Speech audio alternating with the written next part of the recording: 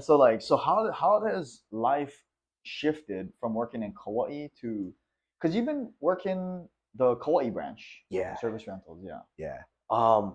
Man, work is a lot different, I would say. There's a lot more responsibility working here on Maui.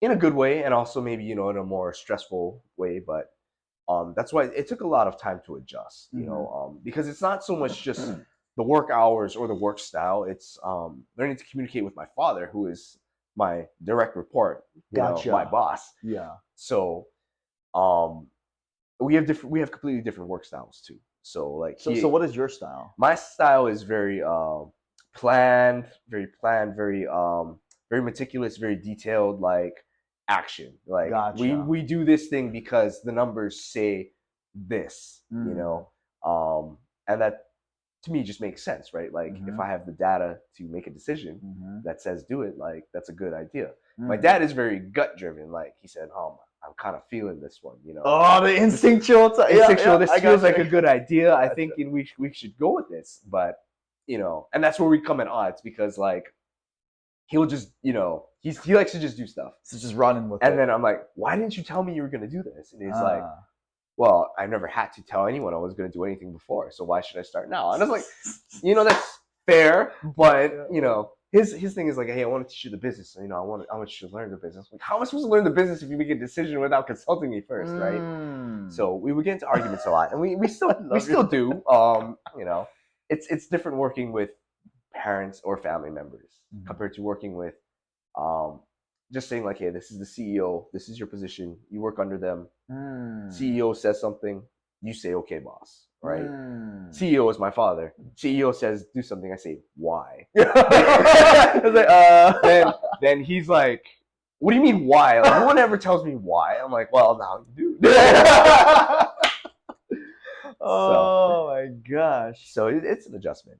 It is an adjustment. And speaking of dad, so it was granddad that started it then? Yeah, my grandfather started it with his brother. Holy. So we've been in business for 53 years now. That's crazy, on Maui. Yeah. Holy.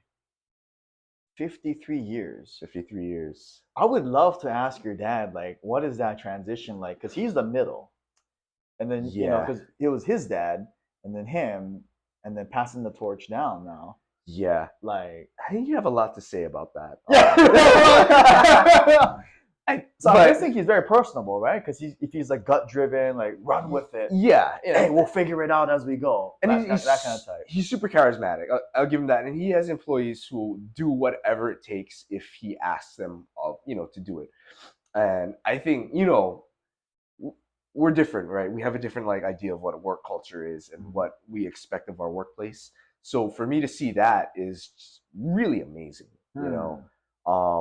For the most part nowadays, I have a lot of friends and people who are very like, you know, I won't stay at a place for more than 5 years because I know a better opportunity will open after 5 years. And he's got people working under him for 40 years. 40 that have worked under my grandfather and then started working under him. 20 plus.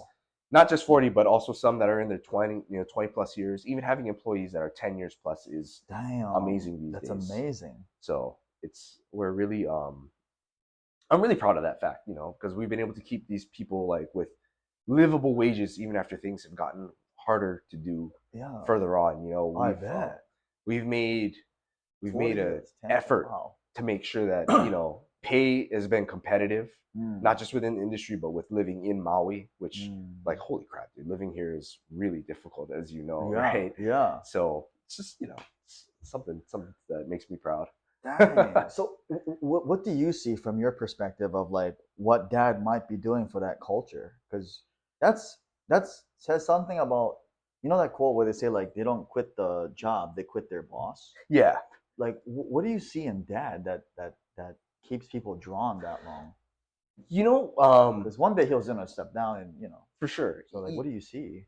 That's pretty amazing. We actually had a video released for our 53rd anniversary. My sister produced it and everything, and you know, but the one thing that like stood out with all the people that we interviewed that were long-term employees was that we did whatever it took to make sure that their personal lives worked, not their work life. Mm. So as an example, let's say we had an employee who was going through a divorce, and his child support payments were going to be too much if he worked for us. Oh. Or that's one example. Yeah, and yeah, then that's another example. example was like a guy just got divorced as well. He needs to pick up his kids because his wife doesn't want to do it, or something like that. Doesn't want to do it anymore.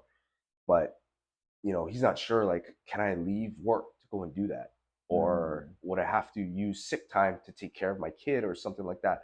My dad was always like, no, dude, take care of your family, take care of all your personal stuff, come back when you can, come back when when you're able to. But like, if you don't take care of that stuff, you're not going to be able to work not just effectively, but you're not going to be here and you're not going to want to be here, and I don't want you to not want to be here. Wow. So, my dad and my grandpa helped out a lot of the employees with their personal stuff, and that built that loyalty, and then we kind of show that with the new employees too, like we had a new guy come, he's been with us for, several years, but he said, when I was working at the company that I was at prior, if I called out, I would have to provide full detailed explanation about why I was out, doctor's note, someone like a third party witness to like say like, yeah, he was out for this reason. Wow. His first month he got sick and he had to call out. He came back, he was sorry, it's like, I have someone who can vouch for me. And my dad's like, whatever, dude, you were sick. It's not a big deal. Like, I'm not docking you and I'm not putting you on a coaching for being sick, which seems seems reasonable, right? But there's a lot of places out there that are like that. So,